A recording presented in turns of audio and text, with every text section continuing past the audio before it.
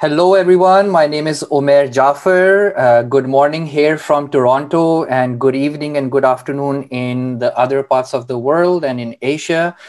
I'm super excited about this panel. This is actually one of the conversations that inspired the whole Asia Music Summit endeavor. So I'm thrilled that we have some amazing panelists and looking forward to the discussion that we will have.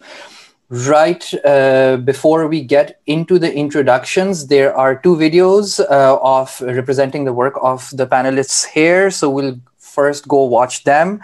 The videos feature the Palestine Music Expo, an initiative by Mahmoud and his team, and the Lahore Music Meet, an initiative by Natasha and her team. So let's first go ahead and watch the videos, and then we'll come back to start the panel officially.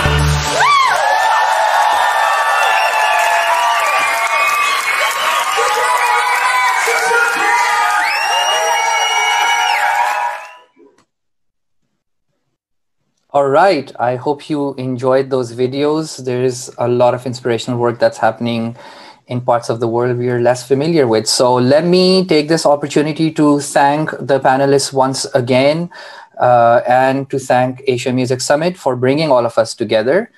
And of course, Global Toronto for making all of this happen in the first place. So I would just like to go one by one to the panelists and ask them to introduce yourselves, please, and talk about your work. Where are you based and what do you do? On my screen, the next face I see is Natasha Noorani from Lahore, Pakistan. So I'll hand it over to you, Natasha. Thank you, Umair. Thank you for having me on this session. It's quite an honor to be meeting some fantastic individuals doing such great work. So my name is Natasha Noorani. I am based out of Lahore, Pakistan.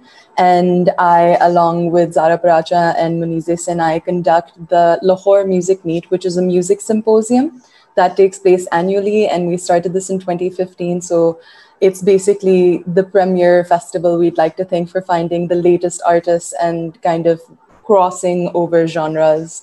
So yeah, that's pretty much what I do. Thank you, Natasha. And I do have to add, your work is absolutely inspiring. We never overlapped when I was working in Pakistan, but a lot of musicians and artists look up to you, especially as a young female leader in a sector that's dominated by men. I can't even imagine the challenges that you go with and still make this awesome event happen. So kudos to you. Thank you. I appreciate that. Okay, so now let's move on to Mahmoud, who has another amazing video. You saw event, you just saw a video of that. So Mahmoud, over to you. Yeah, thank you. Hi, everyone, and thank you for having me as well. I'm Mahmoud. I'm from Palestine, co-founder of Palestine Music Expo that we started in 2016, but first one was in 2017. We organize it every year. And we are connecting the Palestinian music to the outside world, and we are exporting Palestinian music and providing a stage for Palestinian music, culture, and art. Thank you so much, Mahmoud.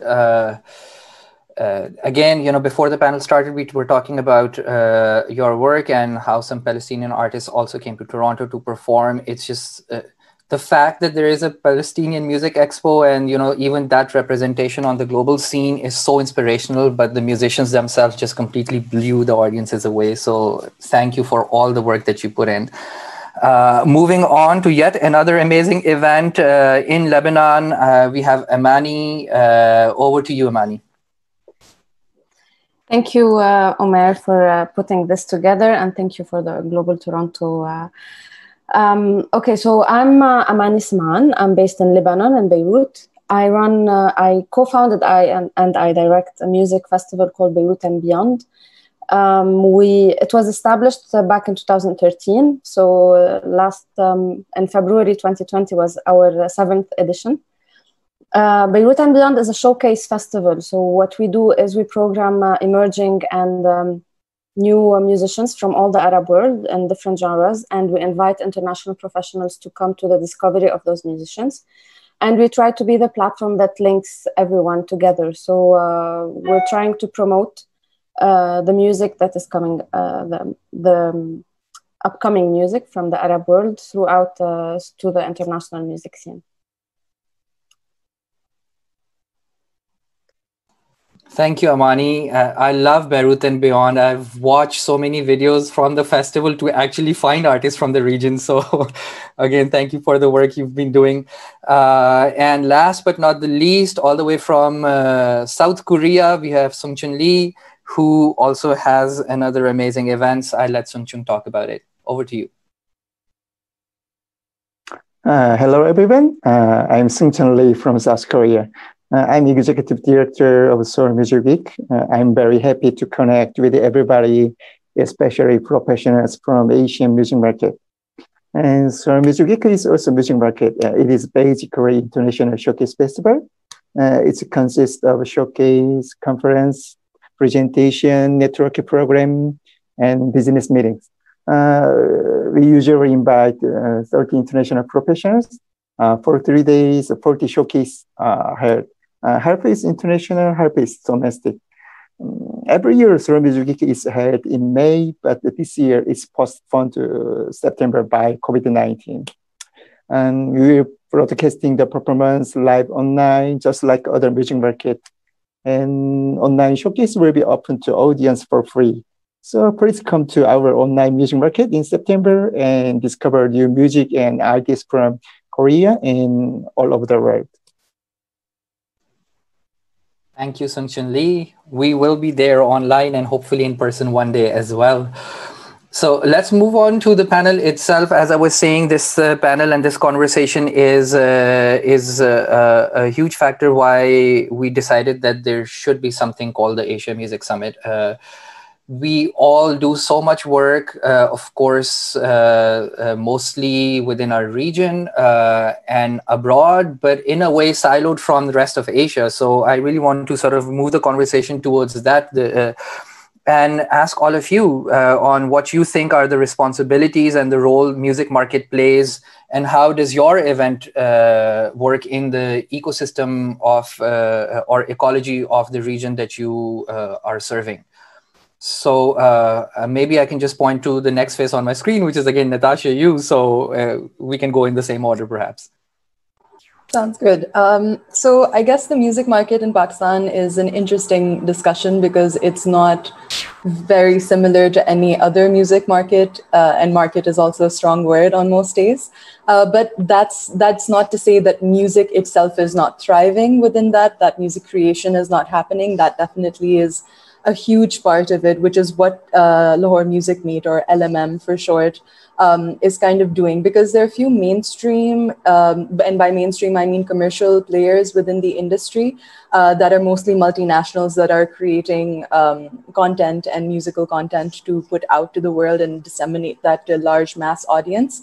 There are very limited venues, there's very limited funding. All of the funding is private. The government very rarely kind of steps up to provide in that sense. And record labels are far and few, although there are a lot of upcoming labels. So in terms of the role that LMM plays for the Pakistan market, I feel our biggest goal or aim during the festival is to ensure that we are able to showcase artists that may not be able to be scouted or curated for these commercial projects, regardless of the fact that they are fantastic musicians across genres, again, both traditional and contemporary and fusion of that.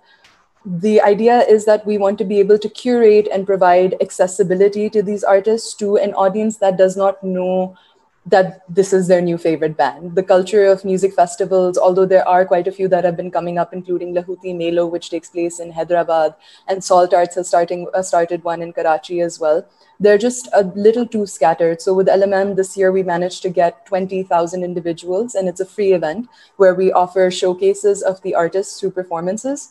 We have storytelling sessions and master classes and panels to ensure that people have this this love of music and music appreciation develop within them, and provide access to every single class, and not just to an upper middle class person wanting to buy 5,000-6,000 rupee tickets to an electronic music show. And one of our headlining points is that we so far have only been showcasing local artists, anyone from Pakistan, anyone who has been thriving there. So we essentially have become the hub of where you find the latest artists and who is going to kind of take over the airwaves for the year to come. So I think the role for us is just making sure that we go through hundreds of applications, go to lots of small gigs, and try to find as many individuals and artists that we can to bring them into whatever music market that exists within Pakistan.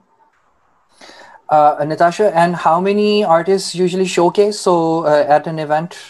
So over the course of 2 days, that takes place over 2 days, we end up having about 100 artists, out of which we would have, I would say, 20 to 25 performing artists. The other artists would be there either providing masterclasses, providing insights into why their album was, how they launched their album, getting one-on-one fan time, and creating a fan base around them as well. So while we're technically performance-wise only showcasing 25 artists a year, we definitely try to make sure that the audience is able to connect with their artists in a way that isn't possible at any other music venue or concert in Pakistan, which is basically just concert and then it ends there. There's no even option of kind of getting a backstage pass to interact with people. Right. And I feel like that's a huge part of, being a fan. Of course, yeah. And in terms of the future of the event itself, do you see it ever opening up to artists outside of Pakistan as well? I mean, definitely over the course of the next few years, I do see a lot of opportunity for that. At this point, I feel like it's more and I feel that LMM itself could create another kind of property that could allow showcases from around Asia to come in. But as of now, I guess this is more of a rally to ensure that people know what Pakistani music sounds like. What is Pakistani music beyond what they may have seen on the news or on various commercial studio channels. Of course. And it is so important, as you said, to even connect Pakistani artists to Pakistani audiences that don't even know these artists exist. Absolutely. All right. So thank you for sharing that. Let's move to Mahmoud, your event, if again, the same thing. And yeah, the word market itself is quite problematic as well. So let's just say, the ecosystem that you operate in and or have created for, the people that you support and your community. Can you talk about that, please? Yeah, well, in Palestine, we have really great artists, great musicians, but we don't have a market. So it is, we don't have labels or companies, or even the radios here mostly play music that is not from Palestine, or the high percentage of it is not from Palestine. But you have great artists and great music. So, and this is why one of the reasons why we co-founded Palestine Music Expo is to develop that market.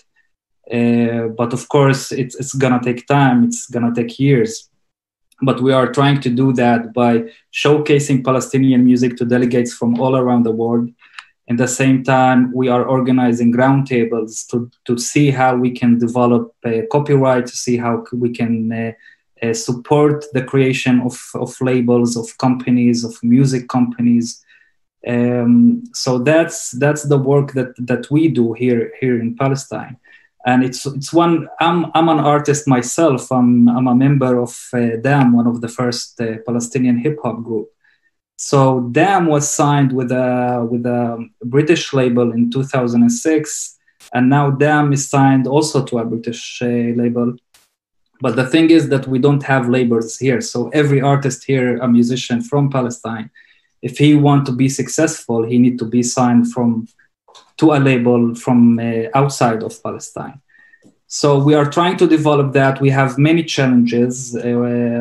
One of the big challenges that we have is that Palestine is under occupation, and that's also limiting a lot of the development of many markets, not only the music markets.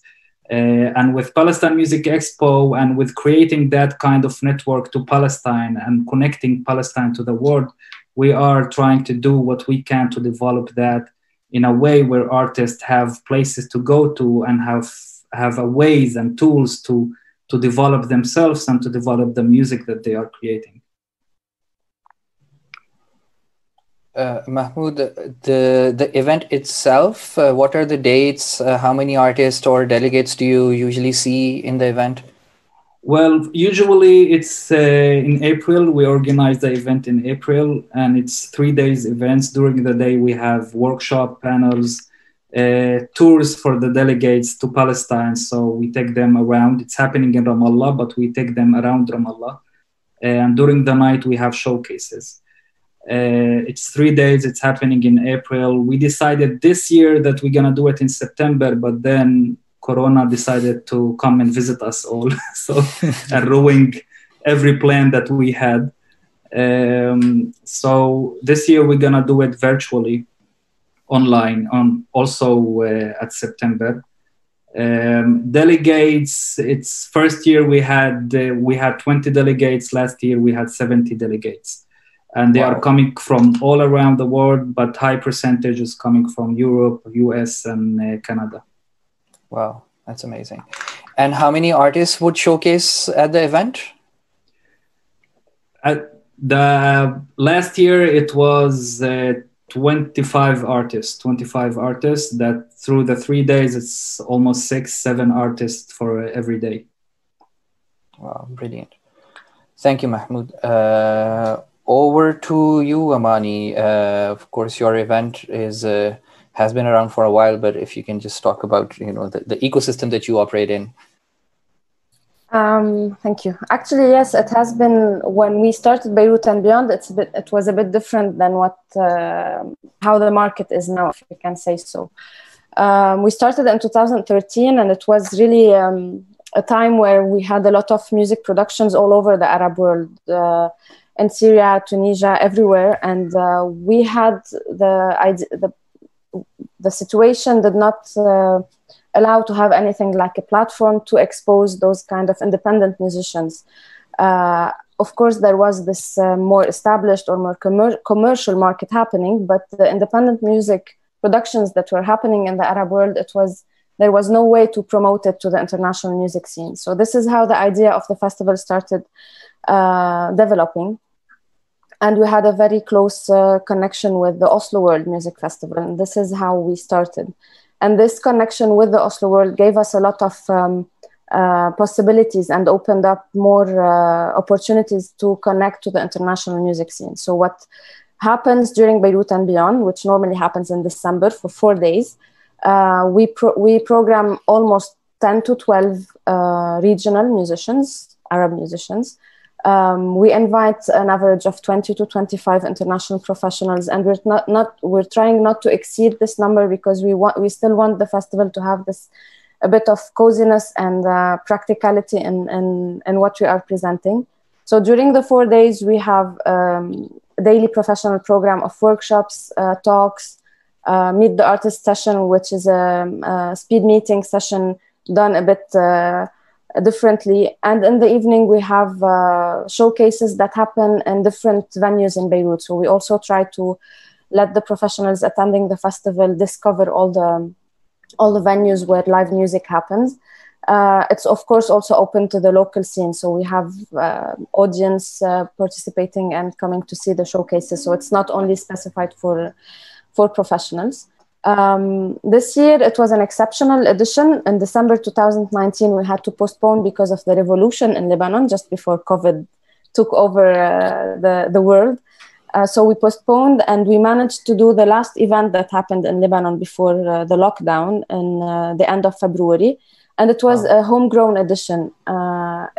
We programmed 25 local artists, and we managed to bring some international professionals to come, even though the situation was a bit critical with the revolution. And it was a very successful one. So now we are also trying to develop a bit the idea of Beirut and Beyond, and have a more focused program on the local scene, in addition to the regional one. So we are developing a program for workshops, residencies, and creations for local artists coming up in 2020. I just want to say one more thing, that we're not going to have a virtual edition. We're switching our focus to the professional program and to the development of the scene until we manage to go live on a stage with a real audience soon. Yeah, that's a great strategy as well. And it's sort of a theme amongst all three of you, focusing on the local scene, because there is less support. In some cases, there is no support. So you're like, we'll just create our own event and support the industry. So thank you for sharing that. We will move on to Sungcheon Lee. We see a huge presence of Korea at events like WOMEX, and it seems there is a lot of support. But obviously, we're not familiar with what's actually happening behind the scenes. So can you also share about, the ecosystem that your event operates in, and how do you see it going forward? I think our first aim is to provide local musicians with the international network and arrange a practical international booking. For that, we are arranging showcase and business meeting. So most important is famous delegates and very powerful support from Korean government. But our showcase is organized by company. But every year we try to best for the international networking. And the second, international music market and the current flow. I think it's stimulated the musical sensibility of the local musicians and help them improve their music. I think it is very important. And last, arrange to collaborate with the musician from other culture. I think it is most important responsibility for me and the role of a music market. So every year we organizing two collaboration system. One is exchange showcase with another music market, and second is collaboration from other music market and Korean musicians. So every year we exchange musicians with other showcase markets. So it is our special point. And there is one thing special. It is a small gift for the international showcase.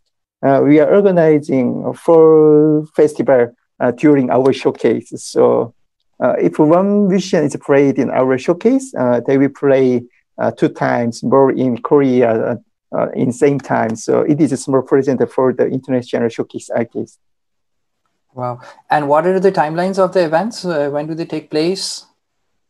The main venue is Sejong Center. Sejong Center is a very famous performing art hall in Korea.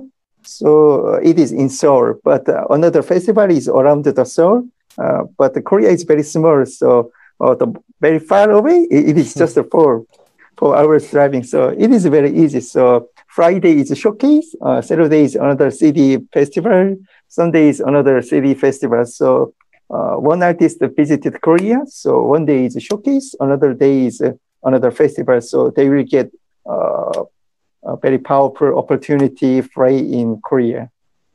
Oh, wow. Wow, sounds like an amazing opportunity. So, if I heard you correctly, you said famous delegates. So we all now are curious how to be on that list of delegates to be invited to Korea.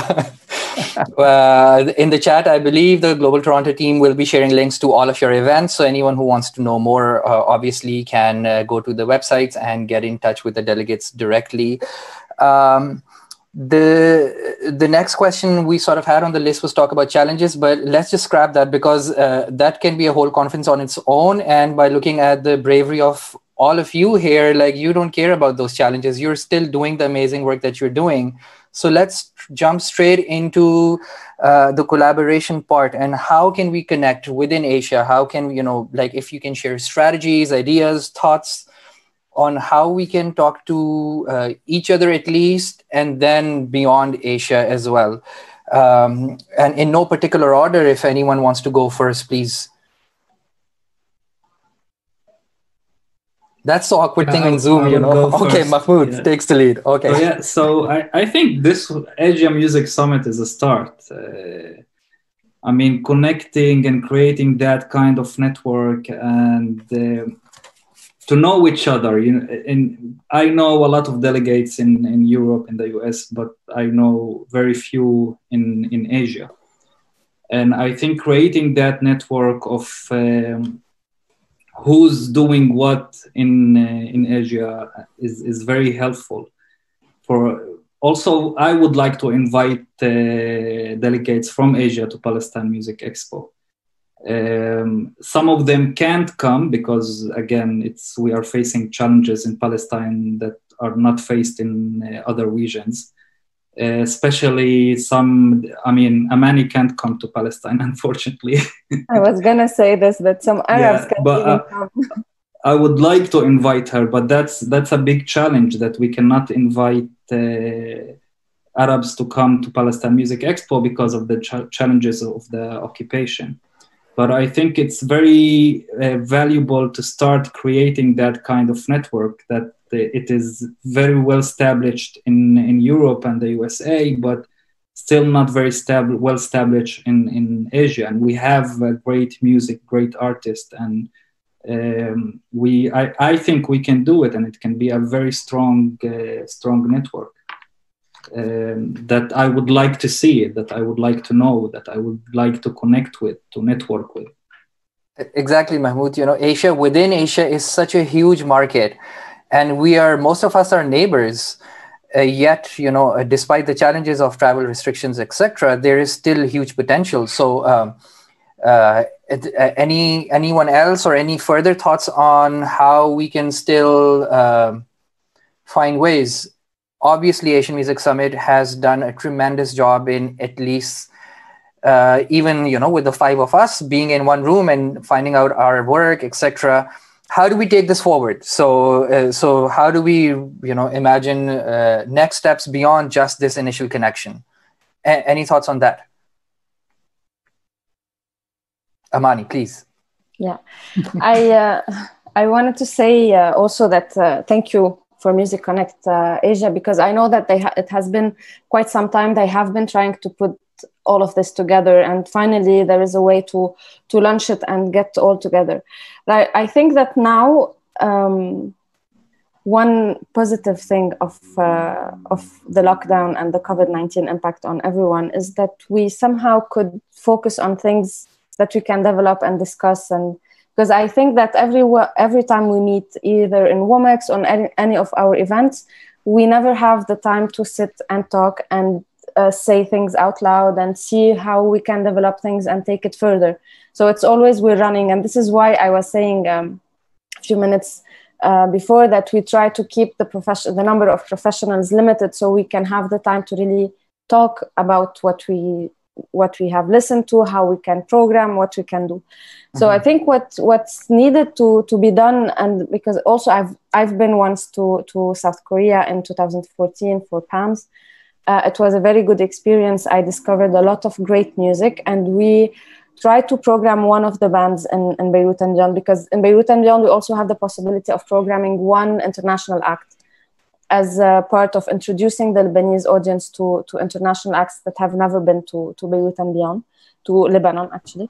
But it was also a bit challenging financially because our budget is very limited. The flights are super expensive.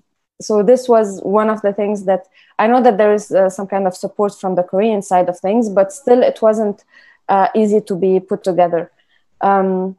But I think what we can do now is take advantage of this time we have instead of rushing to, I don't know, putting content online just like that. Maybe it's a good time to start planning properly what we can do whenever we are back on track with live music scene and everything, and the touring and the travel and all of that. From our side, it would be great to have international Asian professionals who attend Beirut and Lyon, just like Mahmoud said. I think a lot of music from the Arab world is a great potential to tour in Asia and all the countries in China and Korea, Japan, and some have already done those touring, like especially the experimental music scene from Lebanon has been able to get some exposed there. But I think there is a lot of potential to exchange music, and not only in terms of performing, but also in creation. So maybe creating a new project together with a local artist from Lebanon, and open to any possibilities that can be developed and be fruitful. Thank you, Amani. Do you want to add anything, Sunchun Lee, Natasha? Yeah. Sunchun Lee, yes, please. There are many international showcase festivals in music market in Europe, such as Mercado de Música Viva de Vic from Spain, and World Music Expo, and MAMA in Paris. And musicians from the various countries are holding showcase and networking with each other here, but there is no such exchange in Asia. I hope Asian musicians will get together to watch each other's performance and have the opportunity to expand the networking. I hope that each music market will not only introduce musicians from their region, but also provide a showcase opportunity for musicians from various regions. So I think that is the first step toward the next step. I think so. You're so right, Sunchun Lee. Thank you so much. Natasha, do you want to also jump in? Please. Yes. Everyone had very valid points, and I think it's lovely to know that we're all on the same page and kind of working in the same direction already without having a prior discussion. But just building on that, I do agree with Amani with the fact that we right now have time to kind of press reset with the way we've been, or who we've been showcasing our artists to. If we can virtually connect professionals to professionals, and as well as work off of the existing content that our musicians have already made and kind of start exchanging that and creating more, just more awareness of the kind of music that exists. Because again, I feel like Arab music would have such an important, audience in Pakistan. It currently also does, and it just needs to be pushed in a smarter way. And I think connecting and kind of even just bringing similar artists or providing that virtually, if not physical as a space, which might not be possible for at least a year or two, it might be wonderful to have online projects which allow showcases to take place, whether from previous content or newer content that's created. K-pop has a huge market in Pakistan. It's unbelievable how well, Korean bands could do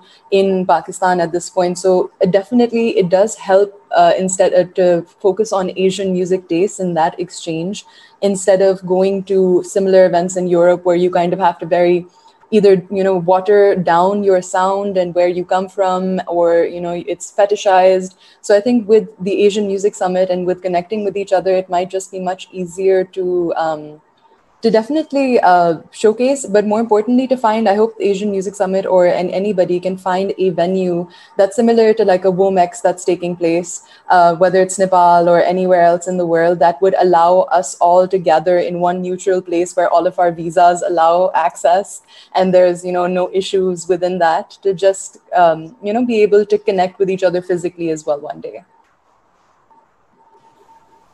Thank you, Natasha. And this is certainly just a starting point. And I think in that respect, the first ever Asia Music Summit, which we are attending right now, has done an amazing job. I have just gotten a message from Mahmoud, one of our panelists. His internet went down, so I don't know if he'll be able to join us again, but we'll keep an eye out for that. We do have only a few minutes left, so anyone in the audience which is watching through Global Toronto, if you have any questions for the panelists or the panel, feel free to send them right now before we close the panel itself. And what I would say is, after looking at some other conversations, we had the North American Presenters Network at Global Toronto yesterday. Of course, there are more mature networks which have been working towards collaborations and block bookings for a long time, decades in some instances. It's a no-brainer, obviously, when an artist comes all the way, let's say from Canada to Pakistan, that they're able to cross the border into India and at least perform in 2 countries, if not more. And in ways of, those block bookings or sharing touring artists or creating networks, can I request the panel again to sort of share their perspectives on how that could happen, and any practical steps or suggestions that you have for people in your region beyond your country, or even maybe within your country, on making something like this work? Anyone wants to? Natasha, I see you. Sure, let's do this. Sure, okay. I think, again, just building on what all of us have said, one is to definitely, once your professionals have connected, and by professionals in this case, it would either mean event managers, festival directors, or venues. Once you've got that, once you've got a database and a network of that existing, then I feel like it would be great to have someone from anywhere in the world be able to tour. So if an artist is, going on tour, they should be able to go throughout, whether it's Lebanon, South Korea, Nepal, Pakistan, India, they should be able to do that kind of circuit. And for us to develop that circuit is I guess, what we're kind of doing right now with these conversations as well. And beyond that, I feel like there also needs to be some steps that we need to figure out, very vague, but to find a way to also get into, to get this collective music identity that we're trying to create, and kind of step out of this world music box that we've always been placed in, and rewrite that narrative in a way, whether it's through something simple like a Spotify playlist, or through, press campaign, or through anything of that nature, to create that collective identity, or that kind of camaraderie and ownership within musicians themselves as well. I think it's just a matter of having a lot of conversations and just making sure that professionals are actually following up and connecting with each other over the course of the next 6 months. Natasha, thank you for saying that, especially about, breaking out of that box of world music that we've been placed in. So thank you. It's just music to our ears whenever we hear that. To say that. Amani, Sungchun Lee, do you want to add something here? Yes, Amani, go ahead. Sorry. I want to agree definitely with Natasha with all the process. We have the professionals who have been attending Beirut and beyond are mostly European and from the Arab world. So we have managed to create some kind of a network in Europe, and yearly we organize a tour for selected artists from Beirut and beyond to perform in like 6 or 7 cities in Europe. And this have helped us. We started this in 2013, of course, with the help of Oslo World and the Ministry of Norwegian Ministry of Foreign Affairs. And we connected to other partners like Institut du Monde Arabe, venues in Switzerland and London. And we managed to relay this message of showing different artists from the Arab world and unboxing the typical image we have about the Arab world. And we have done it successfully. We are happy about what we have reached, and we are working to develop this more, trying to get some additional funds, and of course waiting for COVID-19 to let us travel again and perform again. But I think also in Asia, the other thing is that we already have small markets, if we want to segregate the region in markets. So Middle East and North Africa is also one thing that we have been trying to create. Also an established network with the Journée Musicale de Carthage in Tunis, with, of course, Visa for Music in Morocco, Al Balad Festival in Jordan. So everything that, all the festivals that have the same objectives as we do in promoting the independent music scene and exposing, promoting the artists towards the international scene. And I think Palestine Music Expo is also one of those. Yes, thank you, Amani. Sungchun Lee, you had your hand up as well. I wanted to collaborate with the other music market through collaboration. So I already explained the Seoul Music Week have two collaborations with other music market every year. One is a showcase musician exchange, and the other is residential collaboration exchange. For example, Primary Mesnet from Visa for Music, he chooses Korean traditional band The Tune. They played at last year Visa for Music, and we selected and invited two bands from Visa for Music. So it's a showcase exchange. And another example, last year, a Korean band name is Julda and Los Aurora from Spain. They collaborated in Mercado Música Vivatic in Spain, and Seoul Music Week. This is collaboration is still going on. And next year, US tour is scheduled for them. So it is a practical collaboration and new creation. So I wanted to expand our collaboration with the Asian music market. For example, your market and other markets. So there is many music market in Asia, but we don't know. So I wanted to introduce each other and connect each other. And I hope we make more collaboration. Thank you, Sungchun Lee. And Mahmoud is back as well. Mahmoud, we're just talking about looking forward beyond this first connection and achievement of Asia Music Summit, and anything that you would like to add on how we can build on this platform going forward to achieve the connections we've been talking about thus far. I think by collaboration, also, before my internet went down, Lee had a very important point that we need our own, Asia need its own WOMEX, where we all meet in one place and where we all connect. And it's it's a big continent. We can do it. Well, we are doing it, Mahmoud. This is it. This is the first edition. Yeah. And I hope it will be easier then to connect, and it will be easier for us to create tours for our artists in Asia and for other artists from different countries to come also to Palestine and to perform to delegates. Also for artists from Palestine to tour the world and to tour Asia. So I think it's keeping that going and developing it more and more. Thank you so much, Mahmoud. We are almost at the end of our time slot here. I don't see any questions from the audience here yet. Once again, thank you all for sharing all the insights. I keep saying this because I'm so excited. We are making history by even talking to each other in this panel and at the Asia Music Summit.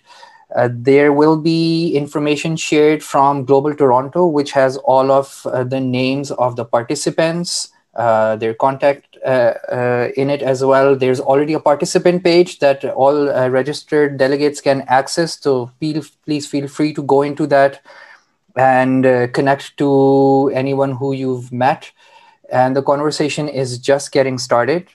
I do appreciate all the inputs all panelists have been giving, and especially to the four of you for helping to make Asia more connected and sharing your insights. So right before we leave, it's selfie time. If I can request all of you to just smile for a bit, and hopefully someone from the Global Toronto team will take our photo. So let's do that. 1, 2, 3, cheese. All right. Thank you, everyone. Take care, stay blessed, and we will meet soon one day, inshallah. Goodbye. Thank you, Omer, for moderating. Bye-bye. Thank Bye. you so much. Bye.